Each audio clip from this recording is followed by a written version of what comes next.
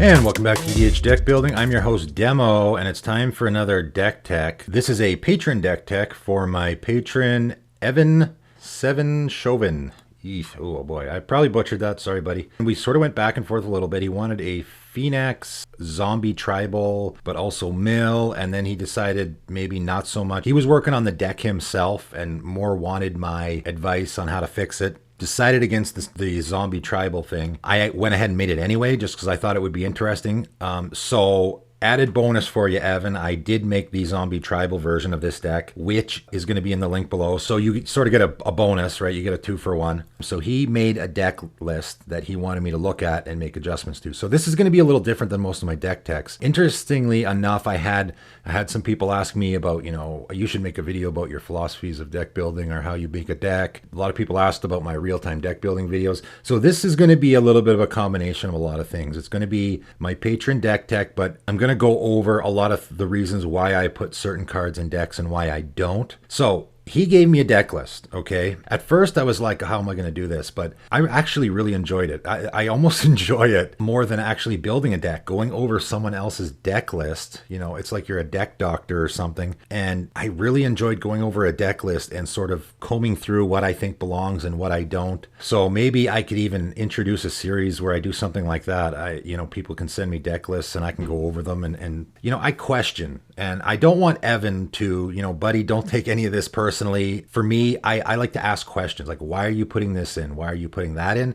I'm not trying to condescend or lambaste you for making poor decisions. Some people just go certain ways, right? A lot of people, and this sort of goes into one of my life philosophies, typically a lot of people will play modern or standard or another format, come over to Commander, play cards that are really good in those formats, like a cryptic command or something, and then they'll realize, hey, this isn't really that great. There's lots of better options in Commander. So there's a lot of cards get played for that reason. A lot of cards get played just because they're good stuff cards, and people just include them in all their decks. A lot of people have pet cards, right? They have their favorite cards that they like to play in all of their decks. So I'm going to go over some cards here that you had. Like, I'm not sure why they're exactly in there, so I'm just asking. So these are cards that I'm just curious about, okay? You have Entomb in there. I'm not sure why. I didn't see anything in there that necessarily wanted you wanted to be putting in your graveyard. Maybe I missed it. You have Dark Ritual in there. Again, maybe that's just like, I noticed you had a lot of high power level cards. You got Necropotence,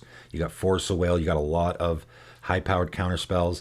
So maybe that's your play group. Again, I don't know. And maybe I should have asked you this. Are you playing in a play group? It really does make a big difference with these kind of things, right? And this is why I make the suggestions. I'll make a deck list. You guys go ahead. If you want to take out my Counterspell and put yours in, or you want to take out, whatever land I put in and put in your dual land, go right ahead, do that.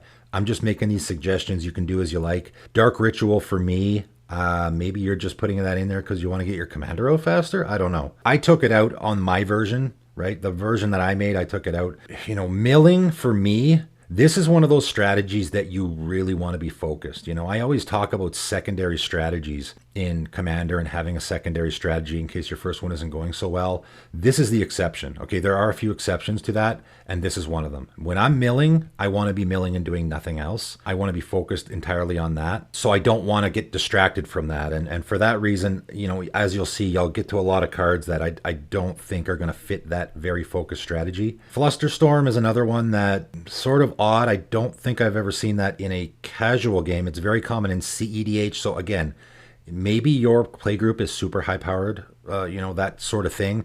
I just don't find Flusterstorm to be that great in a casual game. If someone casts their Expropriate, you Flusterstorm and they're just like, okay, I'll pay 1. I swapped out Swansong. In a casual game, I prefer Swansong over Flusterstorm.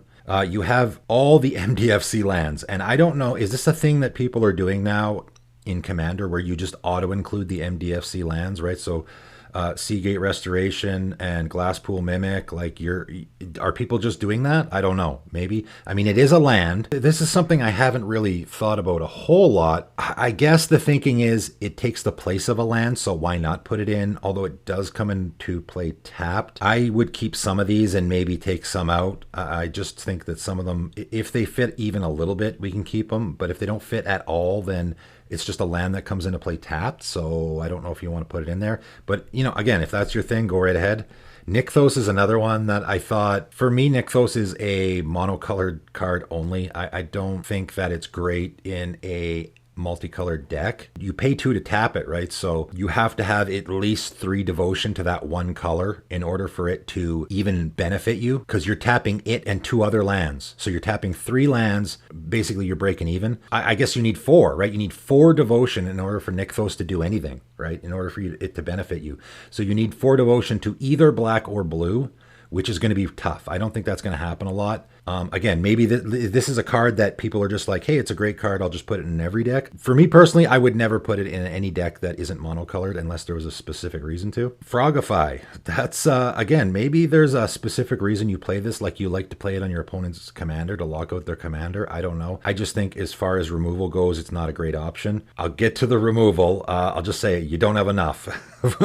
Removal wins games, remember? So I always like to put more removal, especially in a mill deck, because in a mill strategy, you tend to become the target. You know, usually I find with mill decks, you become the target eventually. Early in the game, no one pays you any attention, no one cares. But as soon as people's libraries start getting low, like as soon as you hit someone with a traumatize, bam, you're now the arch enemy as far as they're concerned. They're going to ignore everyone else and just target you. As soon as people's libraries start getting down to like 40, 50 cards, all of a sudden you become the target. And there hits a certain point in the game where you become the arch enemy, period. Usually if you knock out a player, if you knock out one player, the other 2 guys are going to be like, okay, let's get him before he kills us too. Or if you're sort of milling everyone simultaneously, like I said, they get down to like 40, 50 cards in their library, and that's when now you have their attention. Then it becomes a game of arch enemy, right? So removal is super, super important in a mill strategy, I think. Also, no Mesmeric Orb. For me, that's the best mill card there is, period. Again, I say this all the time. I like cards that just sit there and do work for you and you put 0 effort into them. This is going to mill you too, so maybe that's why you don't like it. I don't love self-mill. For me personally, I don't love self-mill, but Mesmeric Orb, I make the exception there because it's so good. You just put it down on turn 2 and it just sits there and mills your opponents and mills them and mills them. It's one of those cards that is going to punish your opponents for doing more stuff. If they're playing lots of lands, casting lots of spells, it's going to punish them more, which I really like. Also, Fraying Sanity. That's a fantastic mill card, I think. You know, the wording on it is really important. Okay, it's an enchant player. It's a curse, right? It's only going to target one player. At the beginning of each end step, enchanted player mills X cards, where X is the total number of cards put into their graveyard from anywhere this turn, right? This is not the number of cards that are milled, right? So if they crack a fetch land, they're now milling a card because they put something into their graveyard, right? If they wheel, they just discarded however many cards. Now they have to mill that many. This is into the graveyard from anywhere, right? So on your turn, and it's the beginning of each end step. So, I mean, you can just cast a Traumatize and they're dead, right? So this is just an insta-win with a or not an insta-win, kill one player, right? This is just kill one player with a Traumatize or something like that. But even if you just milled them for like 12, right? You can mill them for 12, then at the beginning of your end step, they mill 12 more. And then on their turn, they're going to do a bunch of stuff. Stuff will go to the graveyard. They mill again. Then on the next turn, that guy casts a board wipe, kills all the creatures.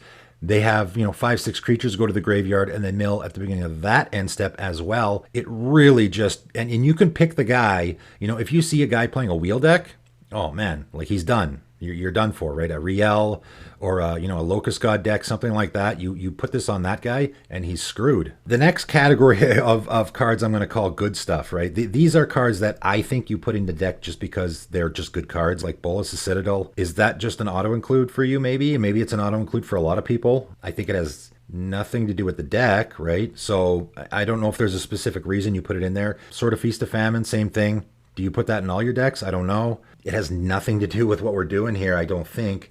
We're not going to be attacking. That's another thing that I noticed. For me, 0 attacking going on with this deck. 0. That's the strategy I would go with a Phenax deck, right? Your creatures have, okay, let's talk about the commander, right? This is Phenax. Creatures you control have tap, target player puts the top X cards of their library into their graveyard, where X is that creature's toughness, okay? We don't want our creatures to be attacking, because if they're attacking, then we can't tap them to use this ability. So I don't want to be doing any attacking at all. So for the Sword of Feast of Famine, I don't think fits. Again, maybe you have a lot of black and green decks in your playgroup, I don't know. Is this just one of those cards that you just auto-include in all your decks? Maybe it is. Arcanus the Omnipotent, same thing. Again, this must be just a favorite of yours, I guess. I don't think it works in this deck at all because it has a tap ability, right? You're tapping it to draw cards, which is not what we want. We already want our creatures to be tapping to mill, so I don't think it's a good fit. As opposed to Consecrated Sphinx, which is fantastic. That sits there, just draws us cards, has a big butt, right? It has a 6 toughness,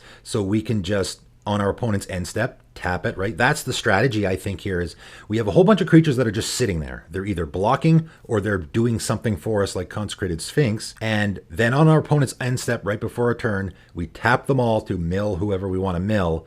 And then away we go, right? Sire of Stagnation is another one. Great card. Haven't seen it in a long time. This is another card that nobody seems to play anymore. Fantastic card. It's going to draw us cards and it's going to mill our opponents. It's actually going to exile their libraries, right? You know, for anyone who hasn't seen this card before, whenever a land enters the battlefield under opponent's control, that player exiles the top 2 cards of their library and you draw 2 cards.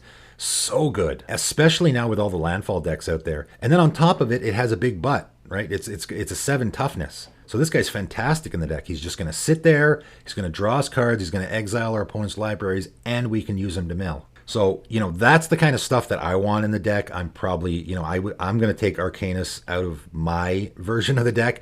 You know, if you really like that card, then you can keep it in there. Silent Arbiter is another one. This actually I didn't have, and I saw it and I was like, oh, that's fantastic, right? Again, he just sits there. Not more than one creature can attack each combat, and only one creature can block each combat. We don't want a lot of attacking going on, so this fits the deck really well, I think. Varagoth, again, I don't know if it works in the deck because we want to be attacking with it all the time, so then we can't tap it. You know, again, you can leave it in. You already have lots of tutors. I don't know how many you need. If you're about the, you know, I tutor for combos and get those into play and win the game right away, okay, if that's what you're going for. I see you have Mindcrank and Duskmantle Guildmage, right? You have that combo in there. You also have the Eater of the Dead combo, right? So maybe that's, you know, you tutor for those things, you get them right away, and you're just trying to end the game quickly. If that's the case, okay. For me, I don't think mill is a quick strategy. Mill is the slow game strategy. You're sort of building up, and then once you get going, it's sort of that sneaky strategy where you sneak up on your opponents, and then when they realize, you know, they have 40 cards left in their library, it's maybe too late. That's sort of what I'm going for. You have Mox Amber as well. Again, you got a lot of 0-mana artifacts, so that's, again, maybe that's just your thing. I don't know. Maybe you want to get stuff going out quickly. To me, Mox Amber in this deck isn't good because your Phenax costs 5. So you're not going to be able to use it until your Phenax is out, unless you have another legendary creature. It just doesn't seem great to play a Mox Amber on turn like 5 or 6. You don't have Arcane Signet though, so I don't know. I just swapped those out. Then the mill cards, okay? So these are the mill cards that, you know, these are the cards that I think you're going for with the mill strategy that are just traditional mill strategy cards that I don't think fit with what we're doing. Guild Feeder, 0/4 Fear, 5 mana whenever Guild Feeder attacks and isn't blocked, defending player loses 1 life for each card in their graveyard. We don't care about our opponents losing life. Anything where you are relying on damage, I just don't think fits in this deck because we're not trying to kill our opponents that way. Lazav is another one that, you know, I get that it works good in a mill deck because you're going to have lots of options to choose from. Just don't think it fits. Mirko Vosk and Nemesis of Reason. 2 cards that seem like obvious choices in a mill deck, but I just don't want to be attacking. I really don't. Again, we're going to be the arch enemy here at some point, so we want blockers. We don't want attackers. If we're attacking all the time, that means we're not going to have blockers up, okay? And I don't like that. I would much rather have Nemesis of Reason just sit there, a 3/7 creature, not attack, and then it can be a good blocker, and then we can tap it to mill 7 cards. That's what I would use it for, rather than when it attacks, defending player puts the top 10 cards of their library into the graveyard, right? Because I don't want to be attacking with it. So I took both of those cards out. Sir Conrad, same thing. You know, Sir Conrad is about dealing damage, and I just think that, yeah, you can go that route, and I know people think I'm crazy for not including this in the deck. It just doesn't do what we're trying to do. We're trying to mill our opponents, right? Not damage them. So I just think it can be replaced by something that mills better, maybe. I just think the strategy of we have creatures with big butts that are going to be blockers for us and also mill, right? We want to keep ourselves alive until we can mill these people out. You also talked about the Grindstone Painter's Servant combo. You can do that if you want. The problem with that though is, you know, this works on one person, and then so you can mill out one guy, then guaranteed the other 2 guys are going to remove one of your pieces, and so it's just not going to work. Painter's Servant does nothing in the deck without the Grindstone, and Grindstone is just terrible for milling. without the Painter's Servant. So for me, that just takes up 2 spots in the deck. You're going to waste all your tutors trying to get them, and then you're going to maybe kill one person with it. So I don't know. I didn't go that route. You can throw those 2 in there if you want. You put Coffin Queen, though, in there, which is great. I thought that was a great include. I put that in the zombie version of the deck as well because it is a zombie. I also really like Dimir Doppelganger. That's a great one. For me, I would choose Dimir Doppelganger over Lazav, even though it kind of seems like they're doing the same thing. But the reason why Dimir Doppelganger is good is because it's going to exile a creature card in a graveyard. So now we have exile effects, right? We have to be able to exile stuff from our opponent's graveyards. One of the downsides of Mill is a graveyard deck loves it. If your opponent's playing a Marin deck, they're like, sweet, mill me, baby. Like, do it. You know, a Kess deck, right? There's lots of decks that, like, they want to mill themselves. Right, my Egon deck, go ahead, mill me all day long. I love it, right? So you have to be able to exile your opponent's graveyards. And this is probably the thing that I think you missed. That was the biggest. Okay, you didn't have Bojuka Bog. Auto include, even if I wasn't playing a mill deck, that's an auto include in a black deck for me. I think I just did my 30 colorless utility lands, and I talked about this. Scavenger Grounds was number 2 on that list. Of all of the colorless utility lands out there, Scavenger Grounds is number 2 for me because you have to be able to exile your opponent's graveyard. And it's doubly important if you're milling your opponents because now you're putting stuff, you're helping them, right? So I put both. I put Bojuka Bog and Scavenger Grounds in the deck. Also put Leyline of the Void in the deck. We can't let our opponents be taking advantage of the fact that we're filling their graveyards. That is an absolute no-no. So briefly about the mana curve. This is something that I haven't brought up yet. It gets talked about a little bit. Mana curve is really important in other formats. In Commander, not as much. However, you had I don't know if you looked at your mana curve at all. It depends on the deck building format you use.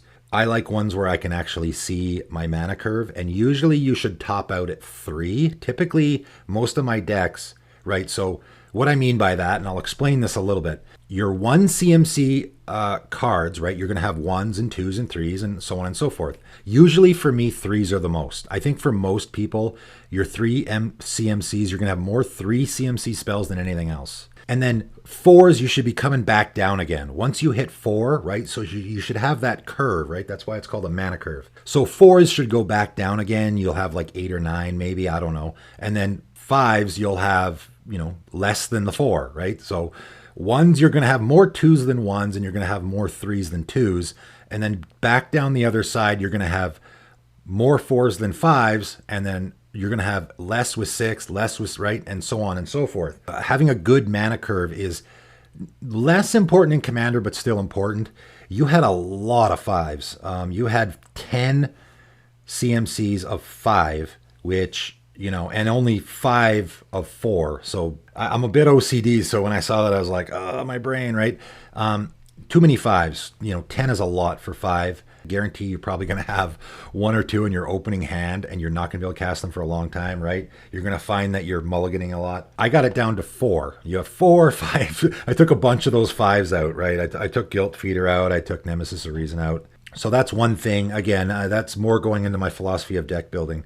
Removal. Oh boy. Not enough removal, my man. You have lots of counter spells. Okay, you got 6. That's a lot. For me, that's a lot. I don't even put 6 in a mono blue deck. A counterspell is you need to. I know everyone thinks counterspells are so fantastic, but they are completely useless if something's actually on the table already, right?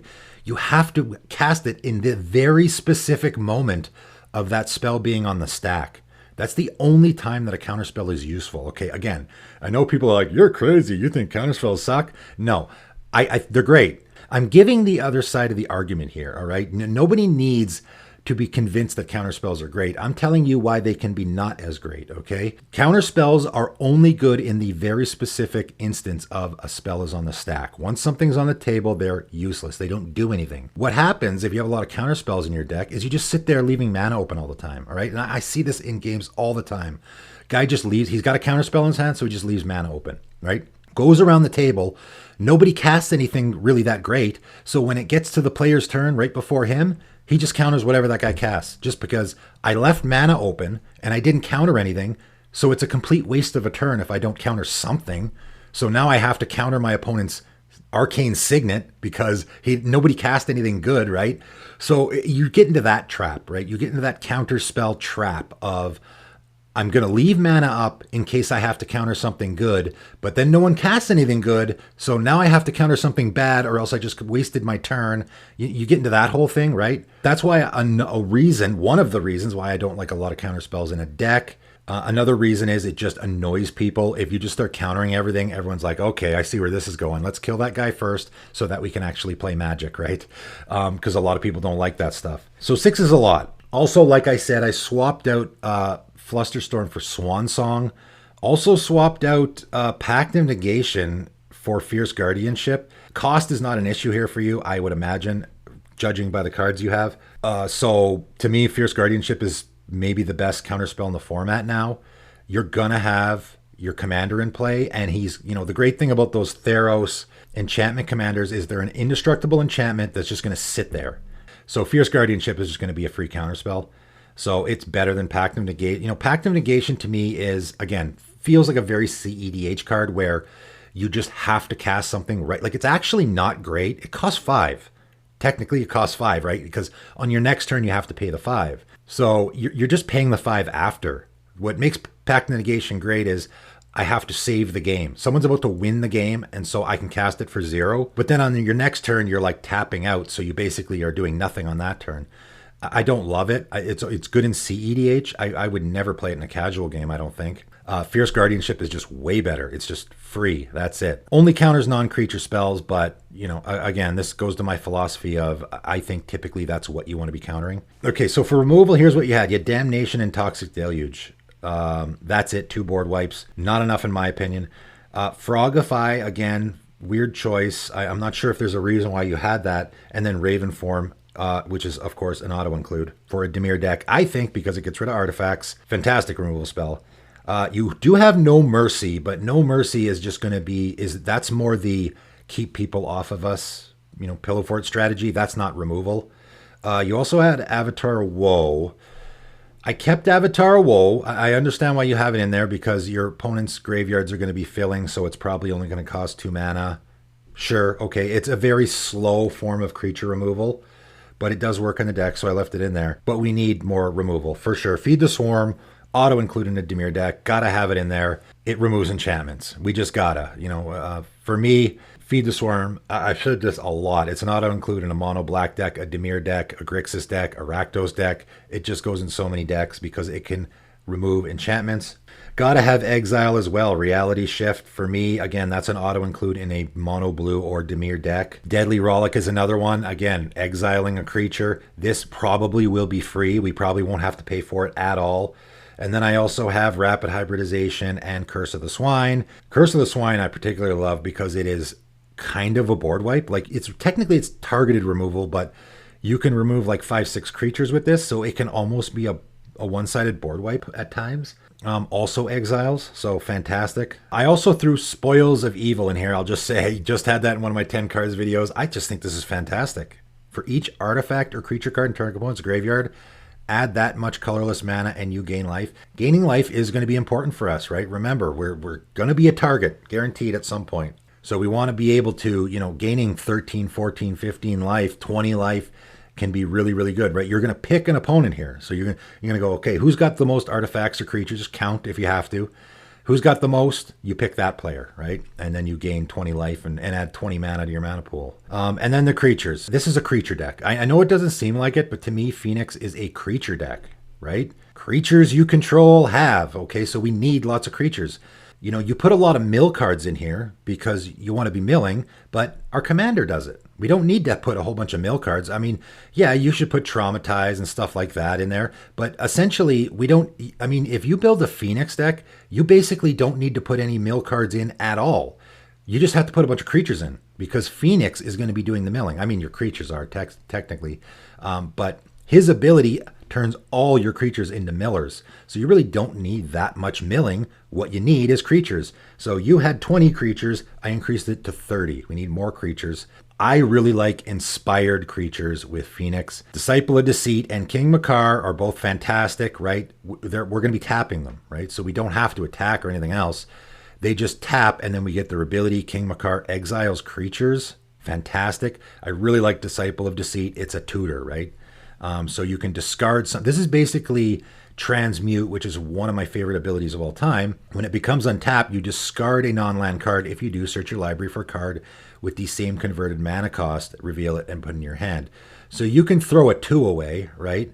You can throw away your Arcane Signet and then go get, say, your Mind Crank, right? You want a piece of your combo, right? It's just a really great tutor. And then, I really went with a big butt blocker theme, Aegis Turtle. I know this seems like just a crap card. Like, why would I put this in there? 1 mana, it's an 0/5. You put this down, it's just going to block 90% of the creatures that attack you. It's going to block. It's going to mill our opponents for 5, and it just really doesn't make you a target at all. That's sort of my strategy. My strategy in games is always I don't want to make myself a target. We're already playing a milling deck, which is going to make you somewhat of a target. So we play an Aegis Turtle, and our opponents sort of snicker and they just move along. They're like, Aegis Turtle, that's funny. Move along, right? They don't even pay attention to you. Whereas an Ulamog, right? So you had Ulamog in your deck list, and I understand, I get that Ulamog sort of, he mills, right? He exiles libraries. For me, Ulamog is a archenemy card. It's a card that when you cast it, you're now the archenemy. Probably for the rest of the game until you're dead, right? Not only because you're exiling 2 permanents, so whoever's permanents you're exiling, they're definitely coming after you, but also it's a 10/10 indestructible creature that is going to mill your opponents, right? That's just not the strategy that I love. You can put it in there. Again, I don't want to be attacking.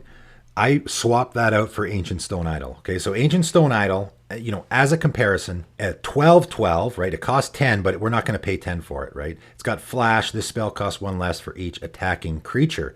So this doesn't have to be attacking you, any attacking creature. So one of your opponents attacks with 4 creatures. You cast this, right? So you just wait for your right moment, right? You cast this, it's going to cost 6. You flash it in for 6, 12/12, trample creature. We're not going to attack with it though, right? It's just a 12/12. We're going to mill for 12. It's a giant blocker that's going to keep our opponents from attacking us, and also it's going to mill for 12 every turn. Also, if someone wipes the board, we get a 6/12 colorless construct artifact creature token with trample. Again, we're not going to attack with it. It's got a big butt. So it's just going to sit there and mill and mill and mill. Fantastic blocker that also mills. I have Mortivore and Sewer Nemesis. Again, 2 cards that are going to be really big depending on our opponent's graveyards. And then they're just going to sit there. We're not going to attack with them. I know you got to resist the urge to attack. You're going to have these giant creatures, right? And this is, an issue like with Consuming Aberration, what a lot of people do. Consuming Aberration is probably the best card in any Phenax deck, right? Its power and toughness is each equal number of cards in your opponent's graveyard, so it's going to be huge. And whenever you cast a spell, each opponent reveals cards on the top of their library until they reveal a land card. It's the best card in any Phenax deck, I think. So it's going to come in, let's say it's a 20/20, and you're going to be like, oh, I'm going to smash with my 20/20 creature. No, you don't attack with your Consuming Aberration. It just sits there. Whenever you cast a spell, it'll mill, and it taps to mill your opponents for 20, and then it doubles in size, right? It basically doubles in size every time you use it. Then you mill for 40. And when you have a 40/40 creature on the table, it's so tempting to try and swing with it. And if you have an opponent that's open and you can just connect and kill them, sure, okay. But just leave it up. It's a blocker. It's the best card in the deck, so use it wisely. But mostly we want to just be keeping people off of us, right? I have Drift of Phantasms, right? Again, I love Transmute. It's an 0/5 flying defender. It's just going to sit there and block everything that attacks us and then mill for 5. Also, we can use it to transmute, right? There's lots of stuff that has 3 CMC in our deck, so we can get damn near anything with that if we want to. I also put Dimir Infiltrator in here. Again, it can block and it can mill. Also has Transmute if you want to get some of those pieces, right? It can go get Mind Crank or Duskmantle Guildmage if you want to. I put Fogbank and Guard Gamazoa in here, right? They don't have huge butts, but they are fantastic flying blockers that we can just sit there and keep our opponents off of us. Mill. Relic Golem I like a lot. Can't attack or block unless an opponent has 8 or more cards in a graveyard. That'll take about 3 seconds, right? It's a 6/6 for 3, and it also mills. We won't be doing that because we'll be tapping it to mill for 6, so why waste your time milling with 2, right? And then Charix. Is this not an auto-include in every Phenax deck? ever now? I don't know. I mean, again, I've never had a Phenax deck. This is an auto include in a Phenax deck. Am I not right? This is going to mill for 17, okay? So for anyone who hasn't seen it before, 4 mana Leviathan Crab spells your opponent's cast that target Charix, cost 2 more. So this is Ward 2, by the way, you know, that new ability in Strixhaven. This is Ward 2. I wonder if they're going to errata all these. 3 mana, Charix gets plus X, minus X on a turn, where X number of islands you control. We're probably not going to, I mean, you could do that.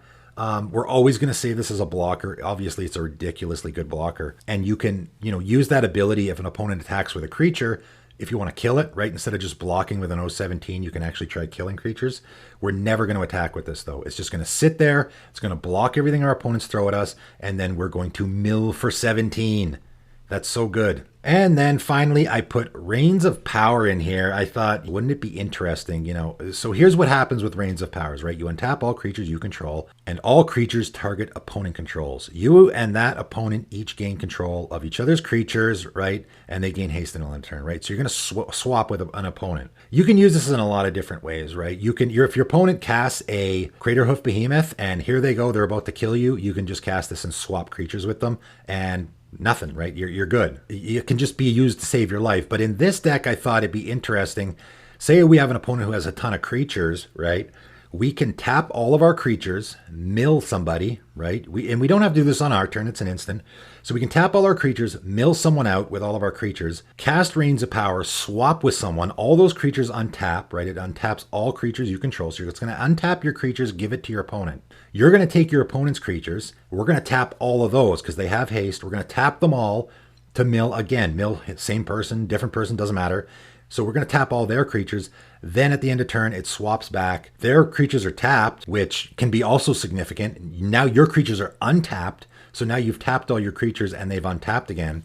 So I think it's just a great fit in any Phenax deck. And that is pretty much it, my man. Evan, I hope you like it. Again, I saw a lot of really high-end cards. Like you have Necropotence in here. You have a lot of high-end cards. So I wasn't sure how much of this is just an auto include that I put in all my decks, good stuff that I just put in all my decks. How much of it is my play group is very, very high end, like power level 8 or even a 9. I don't know. But those are the changes I made. I think it works great. I also, again, I have that zombie one, that zombie version. So you can do either or. Anybody else that's interested can do either or. I have both deck lists in the description below. And if you're interested in getting a deck tech of your own, I have a Patreon.